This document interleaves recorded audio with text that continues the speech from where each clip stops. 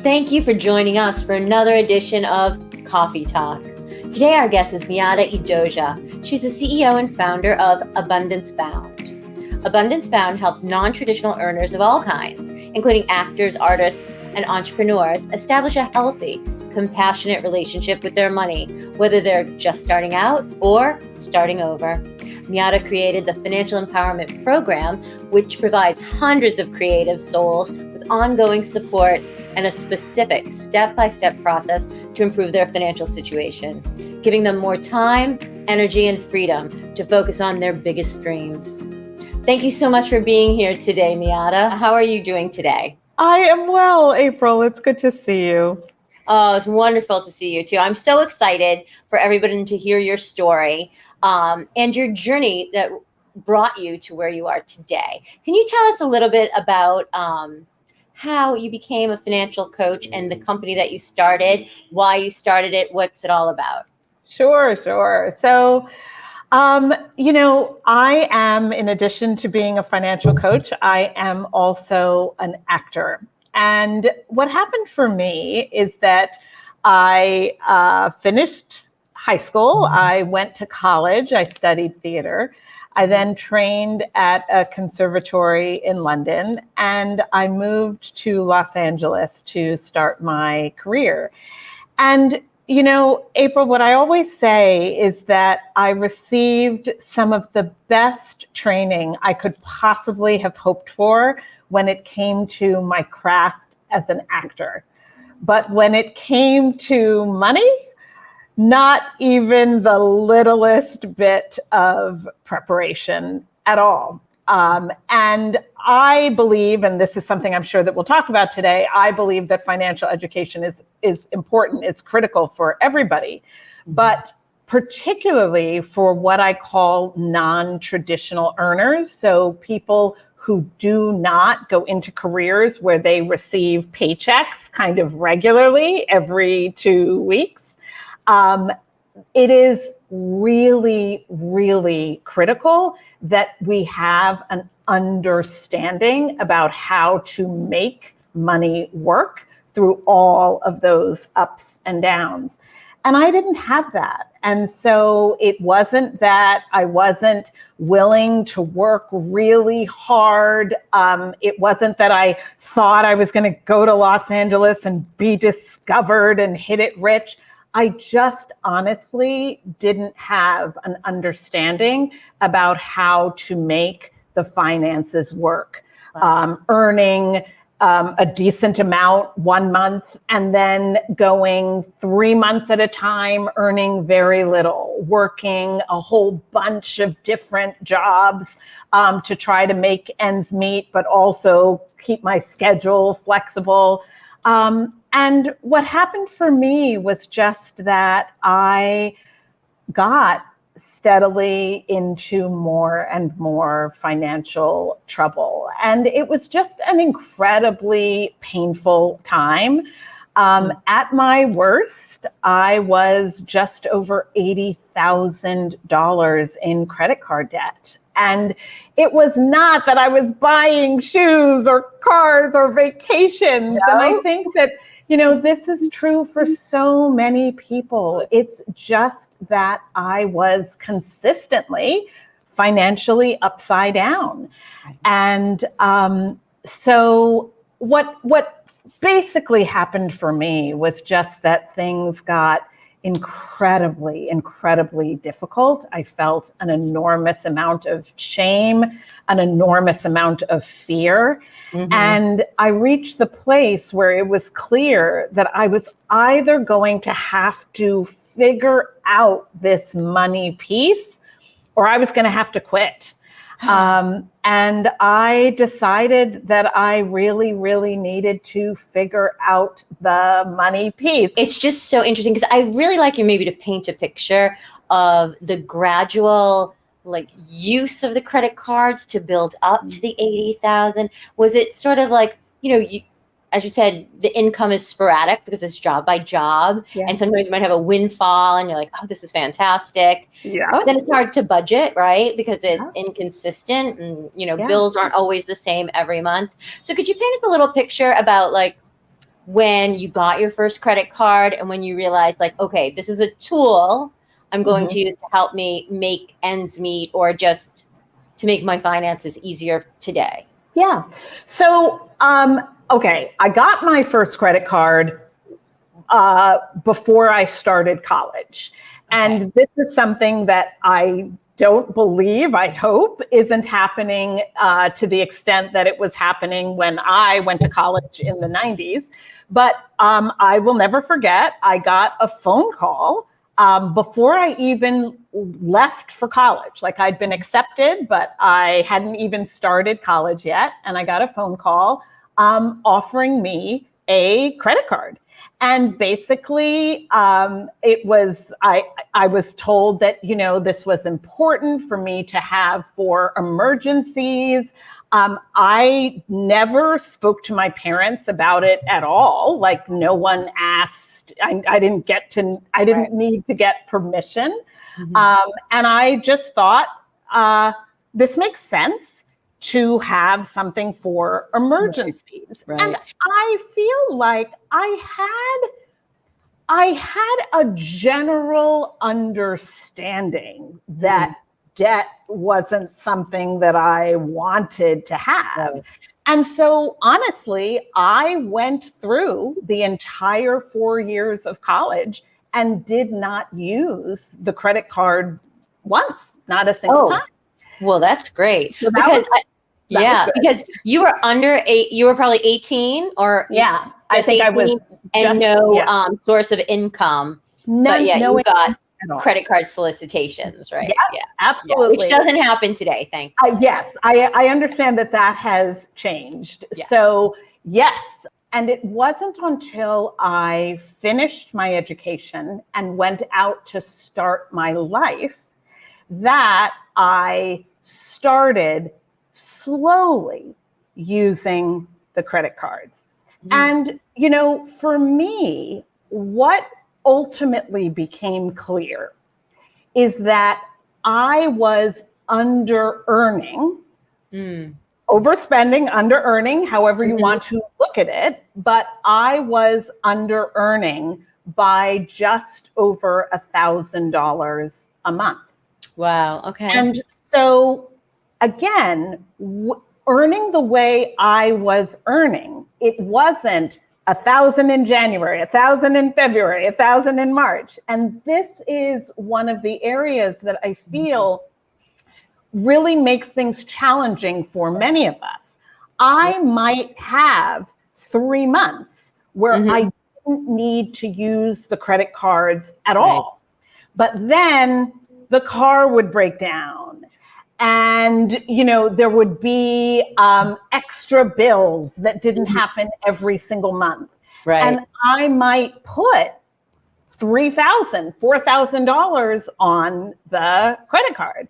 And then the next month I might be okay. And I might even pay it back just a little bit. But then the month after that, I put another $1,500 on, right? And that is one of the realities of when you earn like this. And it's funny because you talked about, I think you used the word windfall.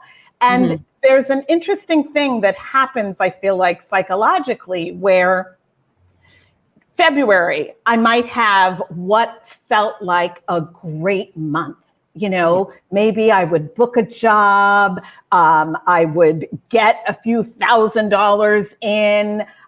Some of my side jobs, I might have extra shifts and things like that. So it would feel like a great month.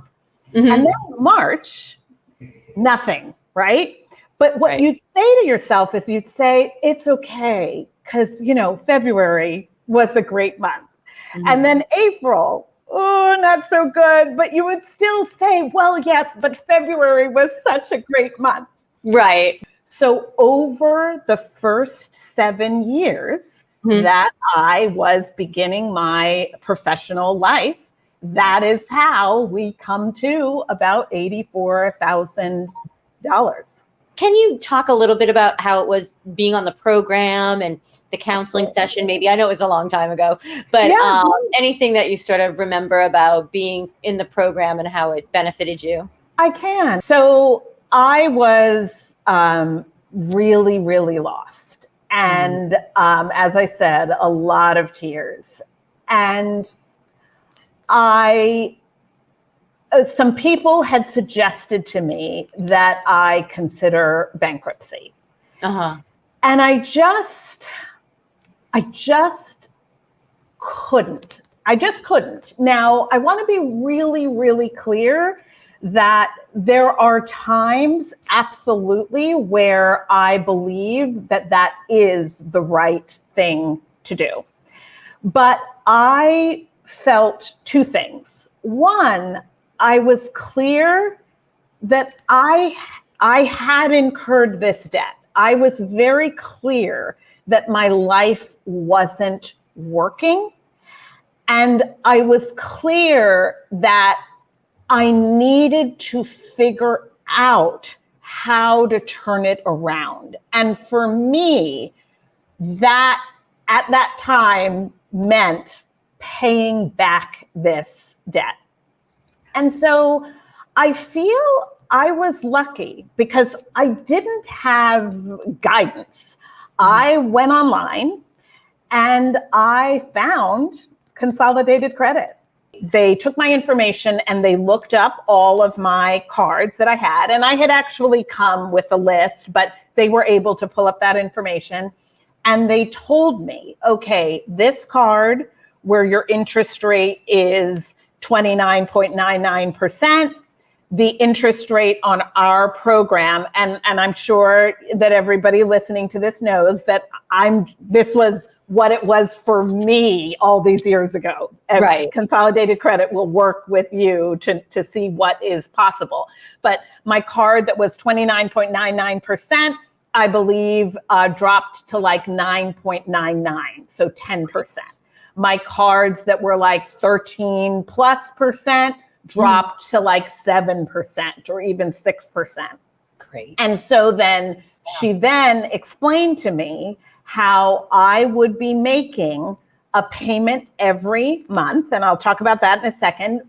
They were able to break it up for me so that I was actually making 2 payments a month, which was easier for me to make the 2 payments a month.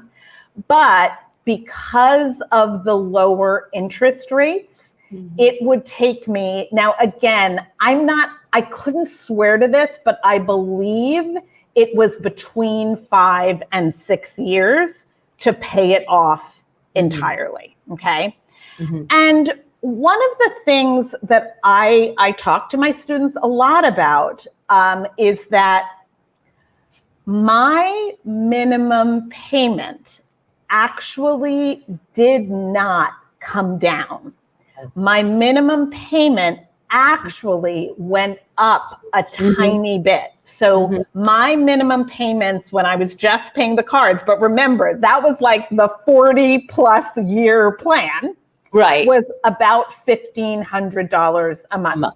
When I went on the plan with Consolidated Credit, I made 2 payments a month of $785. Okay. But 5.5 years later, I had paid back all of what I owed. That's great. And it was the hugest part was paying this money and watching the balances go down versus paying all of this money and just watching the balances basically stay the same. How did you feel when the first card was when it was paid off, when you had one card? It's funny. I didn't pay that much attention to that. Where it got like nuts was when we were just down to that $40,000 card. And like a whole payment was going to that card. One card, and you could see it then. And I could see it. And I remember when I could just cry. I remember when I realized that we were at about a year left. And I thought to myself, oh my gosh, the debt was a very, very painful time, right?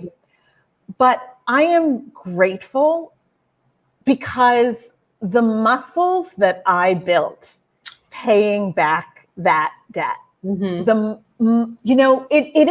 muscles. Like I love how you put that. It's muscles, right? Like muscle memory. Yeah. Right. The muscles that I built, the financial muscles that I built, I've been able to share that with so many of our members over the years. And over the years, and this is the other thing that I say, like, it's not like you get a financial education and you turn things around, and from that point, it's smooth sailing for the rest of life. We wish it was like that, but it's not reality, right? It's not reality. Yeah. Things happen. There are always going to be things. So let me ask you, who was your first client? How did you get into the foray of helping that first person? Was it that did you come across somebody that you thought, oh gosh, I can help this person? Or did you first set out to say, oh, you know what, I'm going to be a financial coach because I want to pay forward everything I've learned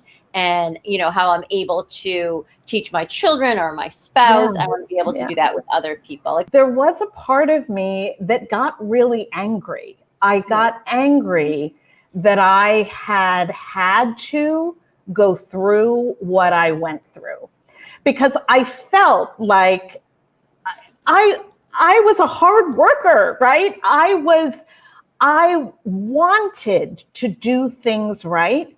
And I guess what really disturbed me was that in all of the years of education, that the financial piece wasn't a part of it.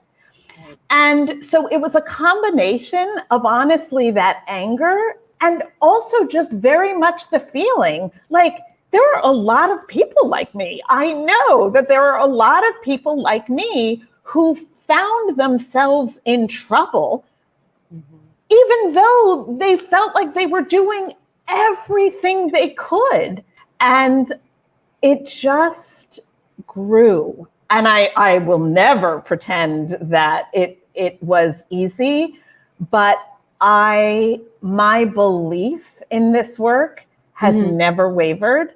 After the first couple of years, I was clear that this was one of the things that I am meant to do, that I'm supposed to be doing. I feel that very strongly.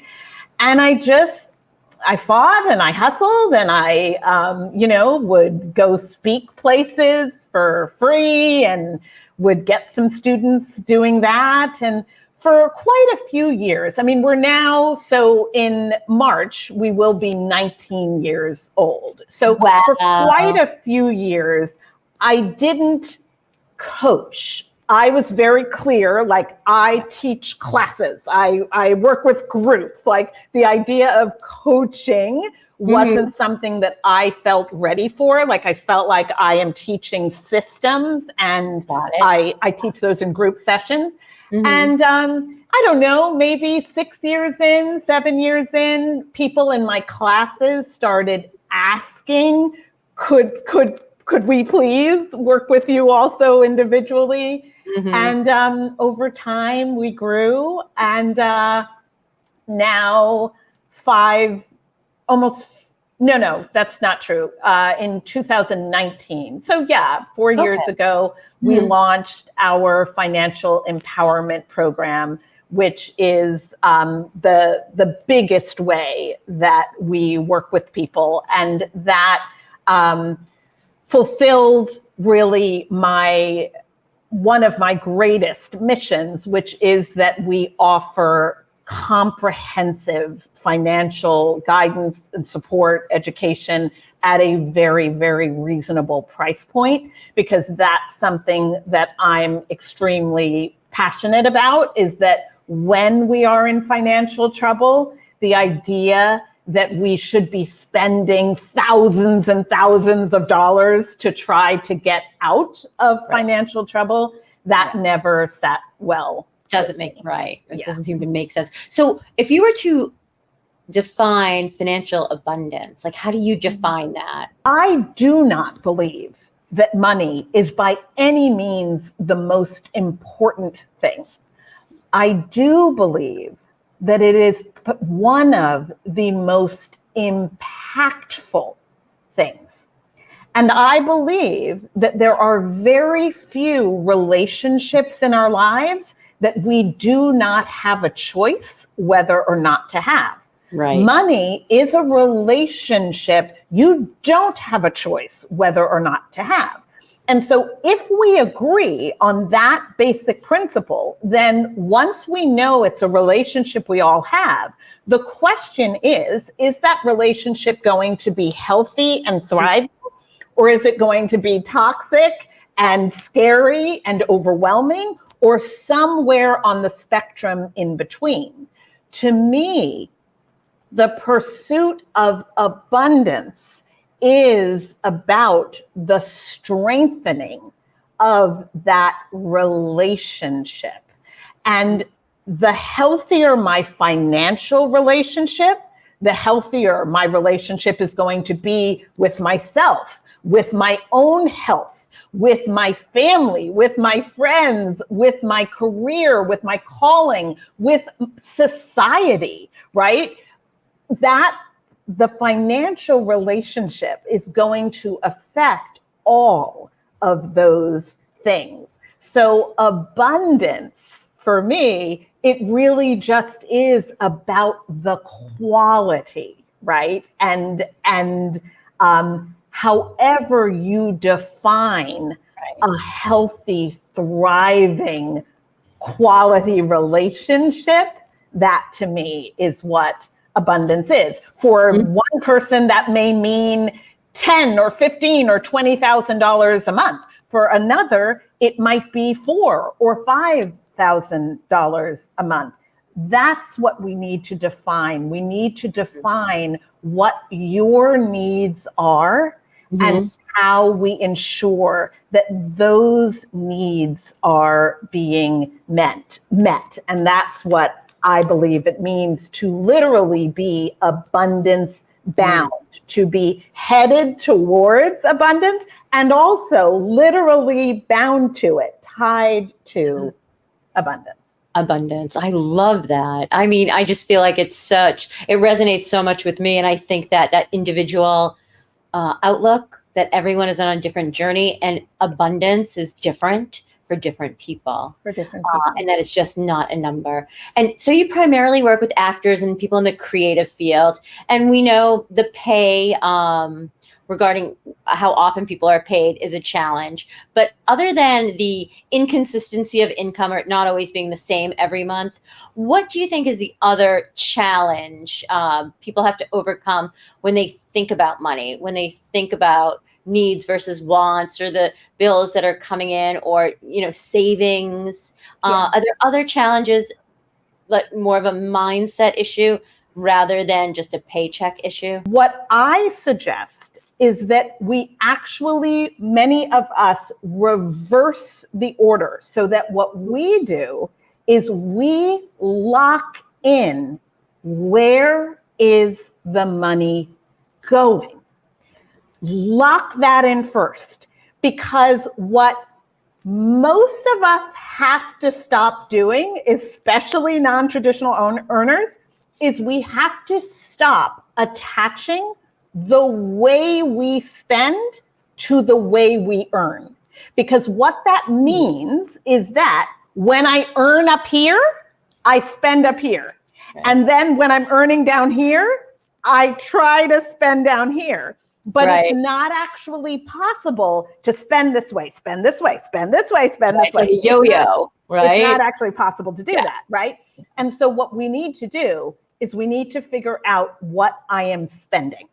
That is what's happening separate, actually, from what I'm earning. Let's figure out what I'm spending. Once I have clarity on what I'm spending and I bring consciousness to exactly where that money is going, then after consciousness comes choice, right? Once I've brought consciousness to where my money is going, I can now bring choice to where it's going. So I can say, oh, wow, I didn't realize that that's what I was spending on groceries.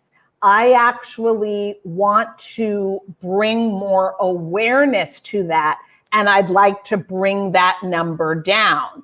Okay, the gas for my car, well, that is what it is. Like, unless I change where I'm driving, that's not going to change. So I can't touch that. But, interesting. I didn't know that I was spending that much on restaurants. I can just imagine the epiphanies some of your clients must have when you go into the spending approach and like have them track everything, because we do that here also. And people are just so surprised at what they actually spend on things like food and restaurants and miscellaneous expenses, that they're just like shocked that is part of the puzzle sometimes that gets people in debt, or at least the mindlessness of spending like that doesn't give you the control to choose what you want to do. Yeah. And I it's always important to stress, right, that again, we're never pointing fingers and saying you're doing this wrong. You need to. It is more that that money does, that relationship does require awareness, right? It does require clarity. And there are some surprises. Like, you just say, I had no idea that that's what my groceries were coming to. Right. And so maybe with a few shifts in behavior, I could find some money there, right? Mm-hmm.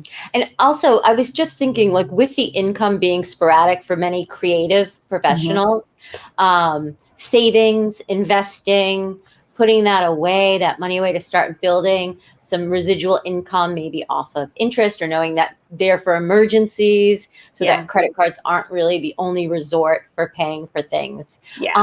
Can you talk a little bit about how you advise people to start saving or investing? Like, what's the approach that you have used before? And I know everybody's situation is different, but I just think it's always nice to talk about it so other people can hear different approaches to savings and investing. Absolutely. So the first thing I want to say to everybody is, obviously there was no saving when I was $1,153 over every month, or on average, right? That meant that at that moment, we expected me to continue going into debt to the tune of a little more than $12,000 a year.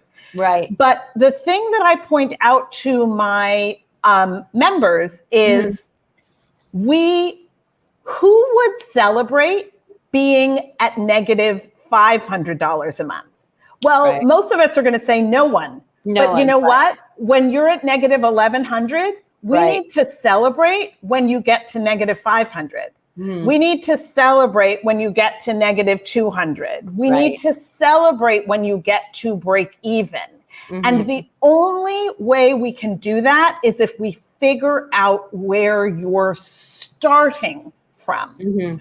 Now, once we get you right side up, we are going to focus on 3 areas, basically, okay? We're going to focus on what I call planned savings. Now, planned savings is actually savings that you plan to spend. And this is really important, because what so many of us do, April, is we say, I saved money, but then I spent it. I saved money, but then I spent it. As an inconsistent earner, you must be someone who saves money and then spends it. That is actually the nature of the life that you've chosen. When my husband is on a show, I must save what he is earning, so that then when he's not on a show, I can spend what we saved, okay? But the difference is, that's the first area. Planned savings, we're going to separate out wealth savings. Okay. Those need to become two separate things in our minds so that we don't beat ourselves up for spending planned savings. That actually we celebrate. We say, look at you, April, saving the money that you need when you're not working. That's awesome. Mm-hmm. The wealth savings is what we are trying to save for the future, okay?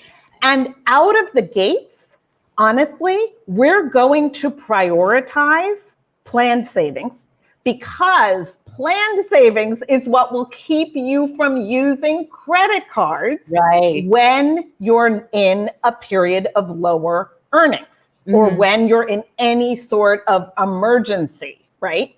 And so we're gonna do both, but I have members who $25 a month is going to wealth savings because right now we are prioritizing building that cushion that will allow them to not turn back to credit cards.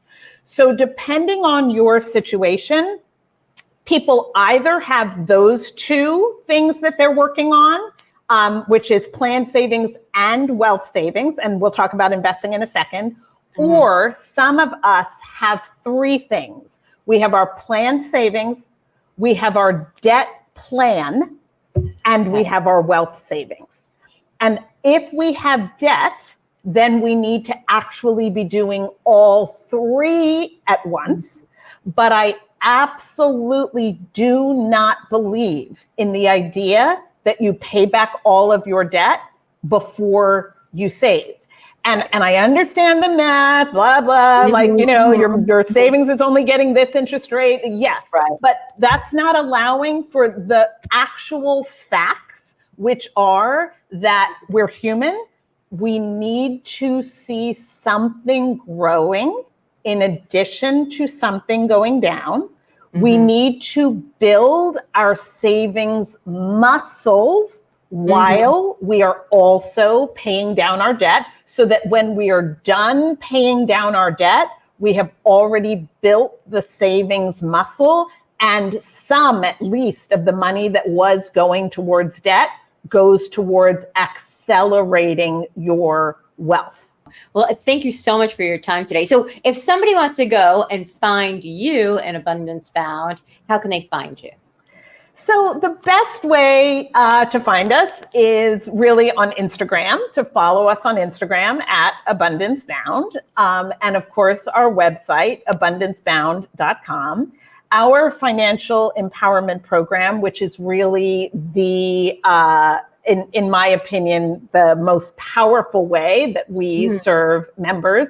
We only open our doors to the financial empowerment program 2 times a year. And that is because I am really passionate and focused on working with the people in the program. So what I recommend is that you follow us on Instagram and that you go to the website. And if you're interested, just get on the wait list for the financial empowerment program. So when we open our doors, we open them in April, and then we open them again in October. If it's the right thing for you, then you'll be notified and be able to join us. Yeah. Thank you so much. Thank you so much for being here and taking this time to share all this information with our listeners. Thank you so much for having me. And a big thank you to Consolidated Credit for really helping me through what was a very tough time. Such an amazing story. And I'm just so filled with gratitude that you've been able to go forward and take what you've learned and start your own business and help so many more people. I mean, it's really just a beautiful, wonderful story. Thank you so much for your time today. You're welcome. I hope I get to talk to you soon. Me too. Okay. Bye. Bye.